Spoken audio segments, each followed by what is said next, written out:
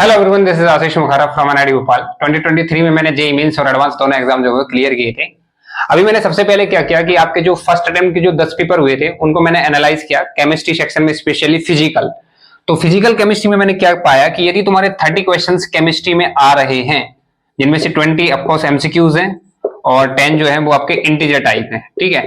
तो स्टार्टिंग की जो 4 शिफ्ट हुई थी उसमें आपके एमसीक्यूज जो थे वो 2 से 3 थे फिजिकल से, और 5 से 6 क्वेश्चन जो हैं वो इंटीजर टाइप में डाले गए थे फिजिकल सेक्शन की।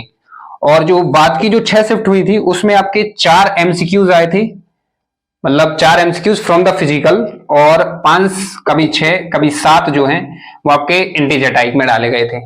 और एक और चीज मैंने ऑब्जर्व की है कि ये जो 4 क्वेश्चन या 2 से 3 क्वेश्चन आए हैं, इसमें मैक्सिमम फिजिकल से भी थ्योरेटिकल क्वेश्चन पूछे गए हैं। थ्योरेटिकल क्वेश्चन मतलब ऐसे नहीं कि जैसे आपको फॉर्मूला यूज करना पड़ रहा है या फिर आपको एक न्यूमेरिकल सॉल्व करना पड़ रहा है, वैसे नहीं, आपको थ्योरेटिकली, जैसे थर्मोडायनेमिक्स का एक ये क्वेश्चन है, या फिर राल्स लॉ पे सॉल्यूशन से ये क्वेश्चन है, आपका इक्विलिब्रियम से ये एक थ्योरेटिकल क्वेश्चन ही मैं मान के चलूंगा, कोई फॉर्मूला यूज नहीं करना। तो इस टाइप के क्वेश्चन आपसे पूछे जा रहे हैं। ये बहुत बड़े ऑब्जर्वेशन है यदि आप ध्यान से देखो तो। अब यहां से एक थोड़ी सी चीज निकल के आती है कि आपको केमिस्ट्री में किस तरीके से करना चाहिए जिससे आप मैक्सिमम स्कोर करो।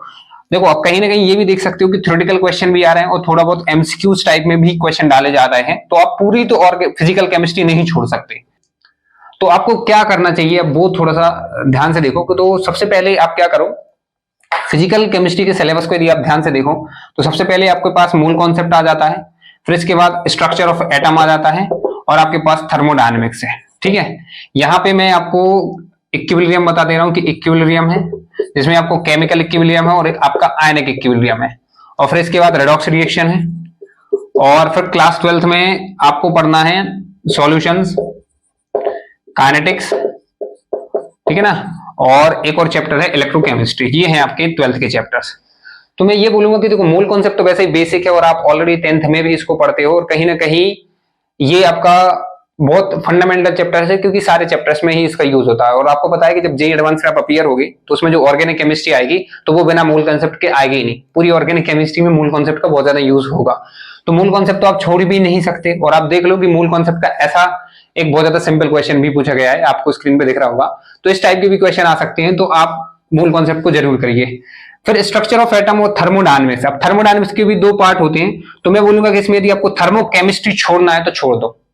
थर्मोकेमिस्ट्री यदि आपको छोड़ना है तो आप छोड़ सकते हो, लेकिन एटॉमिक स्ट्रक्चर में स्पेशली जो क्वांटम नंबर्स, एसपीडीएफ वगैरह, एनएलएम वगैरह क्वांटम नंबर्स जो देके रखे हुए हैं, एसपीडीएफ, सबसेल्स वगैरह, ये सारी चीजें आपको क्लियर होना चाहिए, इलेक्ट्रॉनिक कॉन्फ़िगरेशन ऑफ प्रिंसिपल वगैरह, क्योंकि क्वांटम नंबर के इस तरीके के क्वेश्चन आपके हर पेपर में आने वाले हैं।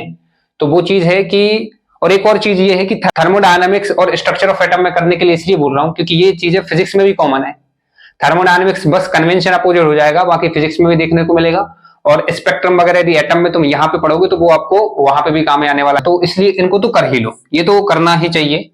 अब यहाँ पे इक्विलिब्रियम में आपने देखा ही कि कैसे थ्योरेटिकल क्वेश्चन पूछे जा रहे हैं। तो यदि आपको आयनिक टफ लग रहा है तो इसको छोड़ दो, बट केमिकल कर लेना, क्योंकि यदि इस तरीके के थ्योरेटिकल क्वेश्चन आएंगे तो वो आप पर बनना चाहिए, यदि केमिकल इक्विलिब्रियम आपने पढ़ लिया है तो।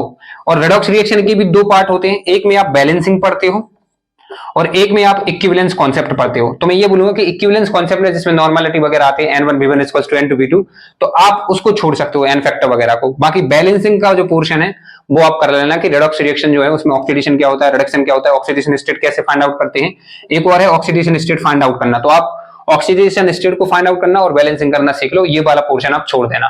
फिर इसके बाद सॉल्यूशंस, काइनेटिक्स और इलेक्ट्रोकेमिस्ट्री, में ये बोलूंगा कि आप इन तीनों चैप्टर को करो।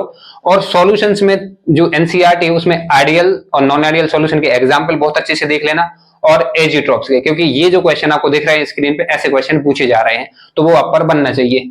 इसके बाद इलेक्ट्रोकेमिस्ट्री में आपके लास्ट में जो बैटरीज दी है वहां से भी ये क्वेश्चन आया हुआ है, तो ये भी आप पर बनना चाहिए, इसलिए आप उसको एनसीईआरटी से जरूर कर लें। और काइनेटिक्स में भी मैं सिंपल ही यही बोलूंगा कि यदि आपने एक ऑर्डर बहुत अच्छे से कर लिया, फर्स्ट ऑर्डर, 0th ऑर्डर, तो आपको बढ़िया तरीके से सारे ऑर्डर जो क्लियर हो जाएंगे।